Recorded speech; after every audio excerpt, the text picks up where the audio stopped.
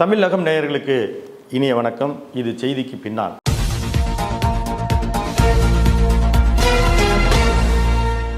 பாமகவை குறித்து எடப்பாடி பழனிசாமி அவர்கள் வேடந்தாங்கல் பறவை மாதிரி அடிக்கடி கூட்டணி மாத்திட்டு இருக்காரு. அவர்கள் தொடர்ந்து அப்படித்தான் செய்தார்களா? அவர்கள் இருந்த முரண்பாடுகள் என்ன என்பதை நாம் பார்ப்போம். கட்சி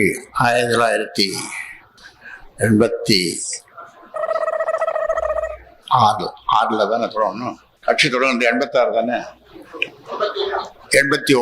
89 கட்சி தொடங்கி கூட்டணி மாறி மாறி கூட்டணி வைத்து 5 தொகுதியில மாபெரும் வெற்றியை நாம் பெற்றிருக்கிறோம். முதல் 10 ஆண்டுகள் 1990 to 2000 வரையிலுமான அவர்களுடைய செயல்பாடுகள் அதிமுக திமுக கூட்டணியை மாறி மாறி இருந்தாலும் ஒவ்வொரு காலகட்டத்திலும் மக்களவை தேர்தல் என்று வருகிற பொழுது தேசிய கட்சி எந்த கட்சி ஆட்சி அமைக்க வாய்ப்பு இருக்கிறதோ அதோடு கூட்டணி வைப்பதும், சட்டமன்றத்தை பொறுத்த மட்டிலும் எந்த கட்சி அதிகாரத்தை பகிர்ந்து கொள்ள அல்லது எந்த கட்சியில் தன்னுடைய சட்டமன்ற உறுப்பினர்கள் உள் நுழைவார்களோ அந்த வாய்ப்பு இருக்கிறதோ அதோடு கூட்டணி வைப்பதுமாக அவர்கள் பயணித்தார்கள். 1995 2000 வரையிலும் இன்று வரையிலுமே டாக்டர் ராமதாஸ் அவர்கள் கொடுக்கக்கூடிய அறிக்கை என்பது அவர்தான் முதலில் கொடுப்பார்.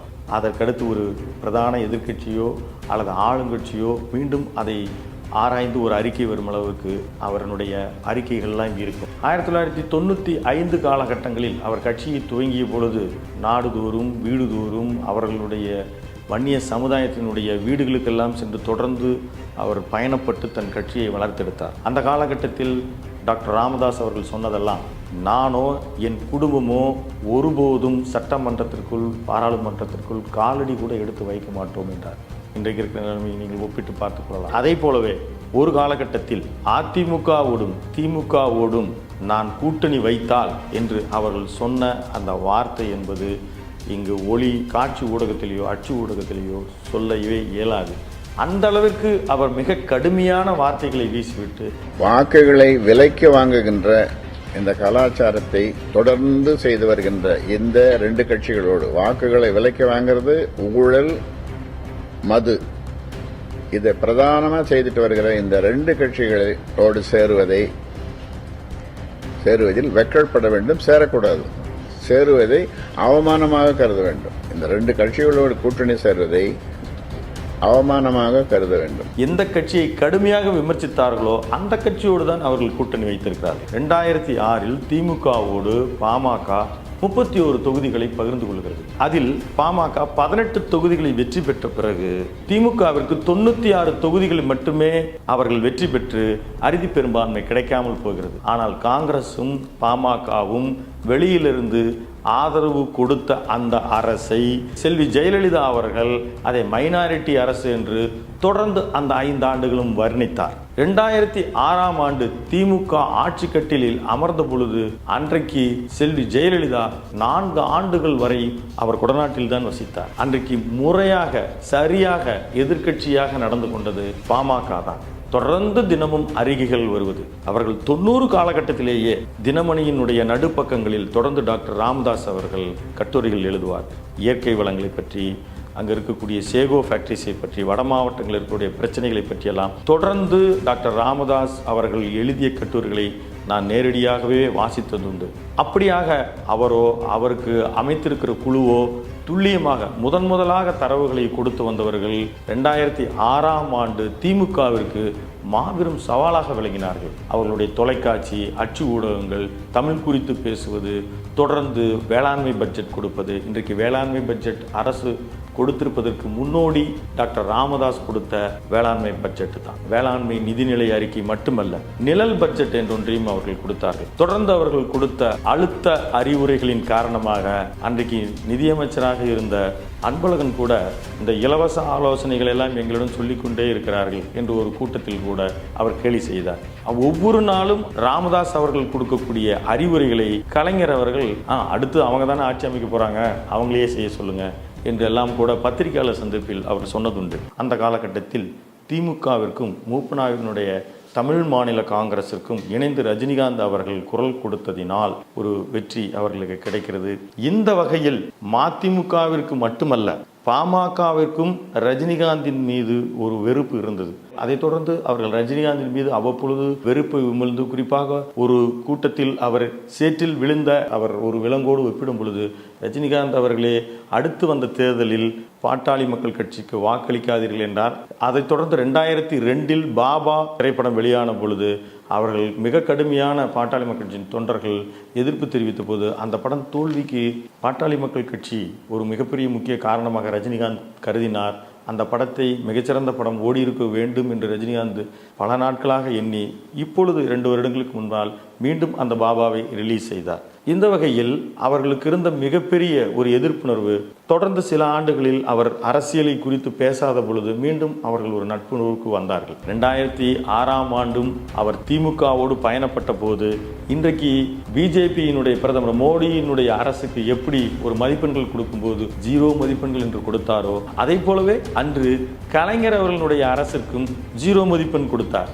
அதைத் தொடர்ந்து வந்த 2009ஆம் ஆண்டு பாராளுமன்ற தேர்தலில் அவருடைய கூட்டணி அதிமுகவோடு சென்றது. ஆனால் அதற்கடுத்து வந்த 2011ஆம் ஆண்டு சட்டசபை கூட்டணிக்கு டாக்டர் ராமதாஸ் தன் இல்ல திருமணத்திற்கான அழைப்புதலை எடுத்து கலைஞரை சந்திக்க சென்ற அன்றே அவருக்கு திடீரென கூட்டணி ஒப்பந்தம் ஏற்பட்டு 30 தொகுதிகள் அவருக்கு கொடுக்கப்பட்டது. அப்படி கொடுக்கப்பட்ட தொகுதிகளில் அவர் 3 தொகுதிதான் வெற்றியடைய நேரிட்டது. அதைத் தொடர்ந்து அவர் மீண்டும் தன்னுடைய அறிக்கை தரவு அரசியலை தொடர்ந்து செய்து கொண்டு வந்தாலும் மிக கடினமாக அவர் அன்றைக்கு ஆட்சியில் அமர்ந்த ஜெயலலிதாவை குறித்தும் அதிமுக அரசை குறித்தும் மிக கடினமாக அவர் பேசியும் செயல்பட்டும் வந்தார். இதற்கு முன்னால் திமுக அரசில் எப்படி அவர் மிக கடினமான வார்த்தைகளை கொண்டு அறிக்கைகளை விட்டு வந்தாரோ, ஆனால் செல்வி ஜெயலலிதா அவரை பொறுக்காமல் 12 நாட்கள் அவர் சிறையில் வைத்தார். அதைத் தொடர்ந்து அவருக்கு ஜெயலலிதாவின் மீதும் ஜெயலலிதா அரசின் மீதும் மாபெரும் கோபம் இருந்தது. அதிமுக திமுக 2 கட்சிகளிலும் அவர் பெற்றிருந்த வெறுப்பின் காரணமாகத்தான் அதற்கடுத்து 2 கட்சிகளோடும் கூட்டணி கிடையாது என்றார். 11ஆம் தேதி பாமக நடத்துற ஆர்ப்பாட்டத்துக்கு திமுக சார்பில் ஆதரவு தெரிவிச்சிருக்காங்க. ஒருவேளை ஸ்டாலின் பாமகவோட திருப்பி இணக்கத்தை விரும்புறாரு அப்படிங்கிற மாதிரி எடுத்துக்கலாமா? அதுதான் முன்னால சொன்ன கார் உள்ளளவும் கடல் நீர் உள்ளளவும் ஆர் உள்ளளவும் ஆர் உள்ளளவும் பைந்தமிழ் உள்ளளவும் திமுக அண்ணா திமுக திராவிட கட்சிகளோடு கூட்டணிகளோடு எத்தனை தரம் சொல்றது உங்களுக்கு? ஒரு பத்திரமே எழுதி கொடுத்து ஒரு பத்திரமே எழுதி கொடுத்துட்டோமா உங்களுக்கு கையெழுத்து போட்டு? இந்த கேள்வி கேட்க மாட்டேங்குது. அதைத் தொடர்ந்து 2016ஆம் ஆண்டு சட்டசபை தேர்தல் வந்த பொழுது அவர் மாற்றம், முன்னேற்றம், அன்புமணி என்று 234 தொகுதிகளிலும் அன்புமணி ராமதாஸ் அவர்கள் முதலமைச்சர் வேட்பாளர் என்று சொல்லி அவர்கள் களம் கண்டார்கள். அதில் அவர்களுக்கு ஏமாற்றமே மிஞ்சிற்று. ஏற்கனவே 91, 96 தேர்தல்களில் தனித்து போட்டியிட்டு அதைத் தொடர்ந்து அவர்கள் அதிமுக, திமுக மற்றும் காங்கிரஸ், பிஜேபி என்று தேசிய கட்சியோடும் மாநில கட்சியோடும் அவர்கள் கூட்டணி வைத்து தங்களுடைய ஓரளவு சட்டமன்ற, பாராளுமன்ற மற்றும் அவர்கள் மத்திய அமைச்சர் பதவிகளை பெற்றிருந்த பொழுது 2016க்கு பிறகு மீண்டும் அவர்களுடைய எண்ண மாற்றம் ஏற்பட்டது. 1996 காலகட்டத்தில் தொடக்கத்திலிருந்து அவர்கள் பாட்டாளி மக்கள் கட்சி அரசியல் காலம் கண்ட பொழுது அவர்கள் வடக்கில் வன்னியர் ஓட்டு வங்கி மட்டும் அவர்களுக்கு உறுதியாக கிடைக்கப்பெறுவதும், தெற்கில் அவர்கள் பெரும்பான்மையான வாக்கு பெற முடியாததால் அவர்கள் மற்றொரு வியூகத்தை கொடுத்தார்கள். அதாவது, ஒருவேளை பாமக வெற்றி பெற்றால் முதலமைச்சராக ஒரு தலித்தை தான் அமர வைப்பேன் என்று அவர் முழக்கமிட்டார். அன்றைக்கு இருந்த அரசியல் பார்வையாளர்கள் மறந்திருக்க முடியாது. 1998 அவர்களுக்கு பாராளுமன்றத்தில் ஒரு பிரதிநிதித்துவம் கிடைத்த பொழுது தலித் எழில்மலையைத்தான் மத்திய இணை சுகாதாரத்துறை அமைச்சராக ஆக்கினார்கள். தங்கள் வீடு பெரும்பாலும் மருத்துவர்கள் நிறைந்திருந்த காரணத்தினாலே என்னவோ தொடர்ந்து அவர்கள் தலித் எழில்மலை, NT சண்முகம் என்று சுகாதாரத்துறையை தான் கேட்டு பெற்றார்கள். அன்புமணி ராமதாஸுக்கும் தலித் எழில்மலைக்கும் ஏதேனும் முரண்பாடு ஏற்பட்டதா? அவர் மீண்டும் அதிமுகவில் சென்று திருச்சியில் பாராளுமன்ற உறுப்பினராக ஆனார். 2004 ஒரு புது வியூகத்தை டாக்டர் ராமதாஸ் அமைத்தார். அவர்கள் குடும்பத்திலிருந்து ஒருவரை அரசியலுக்கு இறக்க வேண்டும் என்பதும், அதில் குறிப்பாக அன்புமணி ராமதாஸை அவர்கள் ராஜ்யசபா உறுப்பினராக்கி கேபினட் அந்தஸ்து தந்தார்கள். அது தொடர்ந்து விஜயகாந்த் அரசியலில் ஈடுபடும் பொழுது அவர்கள் குறுக்கு வழியில் அமைச்சரானார் என்கின்ற விமர்சனத்தின் காரணமாக அடுத்து வந்த தேர்தலில் விஜயகாந்த் அவர்களினுடைய எழுச்சியின் காரணமாகவே மீண்டும் அவர் கூட்டணி வைக்க நேரிட்டது. 2014 காந்திய மக்கள் இயக்கத்தின் தலைவர் தமிழறிவுமணியின் ஒரு புதிய ஒரு மாற்றத்திற்கான அரசியலை முன்னெடுத்து வைக்கும் பொழுது அதிமுக திமுக அல்லாத ஒரு அணியை கட்டமைப்பதில் முதன்மையான பங்கு வகித்தார். அப்பொழுது பாமக பிஜேபி போன்ற கட்சிகளை அவர் ஒருங்கிணைத்து இவர்கள் எல்லாம் ஒரே மேடையில் ஏற வேண்டும் என்று அவர் வலியுறுத்தினார். ஆனால் அப்பொழுது விஜயகாந்த் அவர்களுக்கும் பாட்டாளி மக்கள் கட்சிக்கும் இருந்த ஒரு ஈகோவின் காரணமாக ஒருபோதும் எந்த தலைவரும் மேடையில் ஏறாமலேயே அந்த தேர்தல் கடந்து சென்றது. இப்படியாக பாட்டாளி மக்கள் கட்சி தொடர்ந்து எவரை மிக கடினமான வார்த்தைகளை அவர்கள் பேசுகிறார்களோ வர்ணிக்கிறார்களோ அவர்கள் நிலை என்னவோ அடுத்து வர தேர்தலில் அவர்களோடு தான் அவர் கூட்டணி வைக்க நேருகிறது. குறிப்பாக 2016 சட்டசபை தேர்தல் தமிழக அரசியலில் பாட்டாளி மக்கள் கட்சியை போல் ஒரு முன்னுக்கு பின் முரணாக பேசிய அமைப்பு எதுவும் இல்லை. பாட்டாளி மக்கள் கட்சி தலைவர் ராமதாஸ் சொன்னதை போல கொள்கை என்றால் நாங்கள் தேக்கு, கூட்டணி அரசியல் என்று வந்துவிட்டால் நாணல் போல் வளைந்து கொடுக்கிறோம் என்று ஒவ்வொன்றிற்கும் அவர் தத்துவார்த்த விளக்கங்கள் சொன்னாலும் எவரை கடினமாக ஒரு தேர்தலுக்கு முன்னால காலகட்டத்தில் அவர் எதிர்த்து பேசுகிறாரோ வரக்கூடிய தேர்தலில் அவர் அந்த கட்சியோடு தான் கூட்டணி வைக்க நேர்ந்தது பாட்டாளி மக்கள் கட்சியின் துரதிருஷ்டவசமானது. குறிப்பாக செல்வி ஜெயலலிதா மறைவிற்கு பிறகு எடப்பாடி பழனிசாமி அவர்கள் முதலமைச்சராக பொறுப்பேற்ற பொழுது அன்புமணி ராமதாஸ் அவர்கள் விமர்சித்தது அளவில்லாதது.